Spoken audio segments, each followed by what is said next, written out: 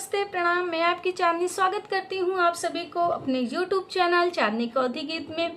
So friend, आप लोग के बीच बहुत ही अच्छा, बहुत ही प्यारा मैं गजरी गीत लेके आई हूँ जो कि ट्रेंडिंग में चल रहा है। लेटेस्ट वीडियो आप सभी के बीच मैं लेके आई हूँ। आप लोग गीत को सुनिएगा, आप लोग को कैसा लगेगा कमेंट में ज़रूर बताइएगा। और नए होंगे तो आप सभी से मेरा हाथ जोड़ के रिक्वेस्ट है, आप लोग नए होंगे तो प्लीज़ मेरे चैनल को सपोर्ट कीजिए और ज़्यादा से ज़्यादा शेयर कीजिए वीडियो।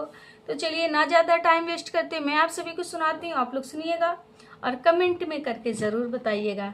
तो चलिए सुनाती हूँ कि हरे रमा सावन आवई वाला सजन नहीं आई रे हरे, कि हरे रमा सावन आवई वाला सजन नहीं आई रे हरे, कि हरे रमा मधुबन में पड़ा झलनवा झूलन हमें जाबे रे हरी, कि हरे रमा मधुबन में पड़ा झलनवा झूलन हमें जाबे रे हरी, कि हरे रमा सावन आवई वाला सजन नहीं आई रे हरी, कि हरे रमा सावन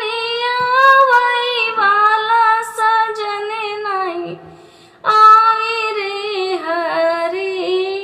हरे हरे सड़िया पे हरे रंगे चुड़िया गजबन के लागे रे हरी, कि हरे हरे सड़िया पे हरे हरे चुड़िया गजबन के लागे रे हरी, कि हरे रमा सावन आवई वाला सजन नहीं आए रे हरी, कि हरे रमा सावन आवई वाला सजन नहीं आए रे हरी। हरे रमा मधुबन में पड़ा झलनवा झूलन हमें जाबे रे हरी, हरे रमा हरे भरे है खेतवा गजबन के लागे रे हरी, कि हरे रमा हरे भरे है खेतवा गजबन के लागे रे हरी, कि हरे रमा सावन आवने वाला सजन नहीं आवे रे हरी, हरे रमा सखिया